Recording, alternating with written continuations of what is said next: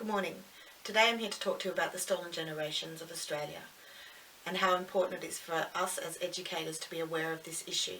I'm also going to briefly discuss the importance of using contemporary pedagogies when teaching Indigenous education rather than stereotypical representations of Aboriginal people which have been used in the past.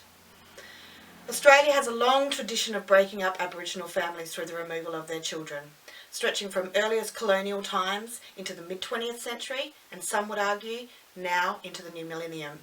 Stolen generations is a term embraced by Aboriginal people to describe the tragedy of thousands of children being separated from their mothers and communities. It covers a wide range of circumstances, from forcible removal by the state to the moral and legal pressure put on young Aboriginal women to relinquish their children. Aboriginal people were subjected to official policies of protection, segregation, assimilation and absorption, embodied in systems of government control that would never have been tolerated for other Australians. Early administrators declared that over 2 or 3 generations, the Aboriginal problem would disappear as the older generation died out and the younger generation were absorbed into the wider white community. The entrenched assumption was that the care, education and training of Aboriginal children involved taking them from their families and civilising them in institutions or white homes. This was widely accepted as the norm, in official practice and in the public mind. In 1995, Sir Ronald Wilson and Mick Dodson led the national inquiry into the separation of Aboriginal and Torres Strait Islander children from their families. This inquiry reported that between 1910 to 1970, between 1 in 3 and 1 in 10 Aboriginal children had been separated. This created for the first time an opportunity for the victims of the removal policies to tell their stories to the nation. They took written and oral evidence across Australia from 535 Aboriginal witnesses who had experienced separation first or second hand. Today, many Aboriginal people are still affected by past child removal policies, either as a first, second, third, fourth, fifth generation member of the stolen generations. They face many challenges, as do their families and communities. Aboriginal cultural life was devalued and rejected as primitive and barbaric and irrelevant to the modern settler nation.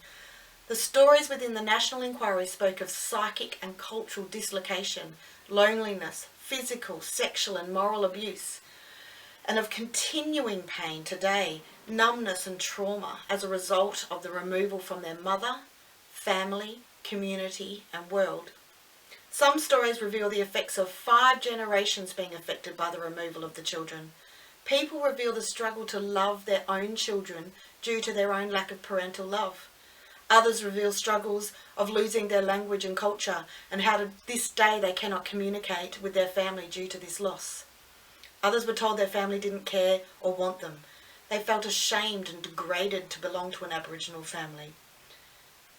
Many Australians have listened sympathetically to this account. However, there is still a prevailing attitude in the broader community that what was done, with the best intentions and the best interest of the child. On 13th of February 2008, the new Prime Minister Kevin Rudd made a moving speech that produced an outpouring of emotion across the country. He apologised specifically for past policies of child removal and for the damage done to families who had had their children taken away. Stolen generations and their families and many other Australians continue to come together to celebrate the apology. But for some members of the stolen generation, an apology is only the first step on the long journey of healing. There is still much needed support and greater justice to be achieved for stolen generations and the Aboriginal and Torres Strait Islander communities across Australia. Until all the gaps for stolen generations are filled, the grief and trauma will continue. If reconciliation is to have any meaning in Australia, it requires that as a nation we deal with the historical injustices of the stolen generations. The Bringing Them Home report was concerned with school education. It wanted to ensure that the school curriculum included substantial and compulsory components on the history and continuing effects of forcible removal. It was recommended that any professionals who work with Indigenous children, their families and communities receive training about the history and effects of forcible removal. It is critical for educators to understand the sensitivity and respect needed when dealing with these issues. For example, if there's an Aboriginal student in your class, don't single them out as an expert on the stolen generations. Not only may this cause a sense of shame at being singled out, but they might not be aware of many aspects of their own culture. They also may have grandparents or parents that were members of the stolen generations, which makes them part of that experience. Educators need to understand and empathise with the challenges faced by members of the stolen generations in order to work effectively with them. Recognising the events, practices and effects of the members of the stolen generation is crucial in current understanding of Indigenous cultures in education. Teaching Aboriginal and Torres Strait Islander studies is widely seen to be a positive step towards reconciliation. However, the National Sorry Day Committee claims there is a risk that the new curriculum will continue the status quo of retaining the harmful silence on both the achievements and historical mistreatments of Australia's First Nations people. Its omission will deny non-Indigenous students a real and honest understanding of the issues of racism and discrimination that Australia faces today and why the need for reconciliation exists. The committee recommends that the history of forcible removal of Indigenous children should be a required component of the history curriculum to be covered through primary and secondary schools. What we would like to see happening in classrooms today is teaching Aboriginal and Torres Strait Islander studies with a contemporary perspective rather than stereotypical representations of Aboriginal people. Aboriginal perspectives are rarely Aboriginal perspectives in Australian schools, given that most of the teaching is done by non-Indigenous teachers. Students are not learning Aboriginal views or perspectives, rather they are learning about their non-Aboriginal teachers' views and perspectives on Aboriginal Australia.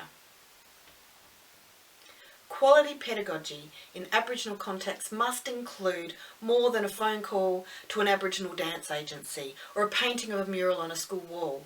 There is a need for schools to make serious and ongoing contact with Aboriginal and Torres Strait Islander members of the community. What we want to avoid is the next generation of teachers perpetuating the same stereotypes that they were taught. Making didgeridoos out of cardboard cylinders and painting them with dots using earbuds does not teach students anything about Aboriginal and Torres Strait Islander people. However, a study of how a didgeridoo is made, the parts of Australia and the language group who make and use them, and the unique properties of the instrument could all be looked at in a science and technology class when properties of sound are being investigated. Stereotypes and generalisations are often produced through how the teacher talks about Aboriginal people and their culture. Some teachers continue to talk about Aboriginal people in the past tense and to use the term discovery of Australia. Quality teaching is using appropriate language.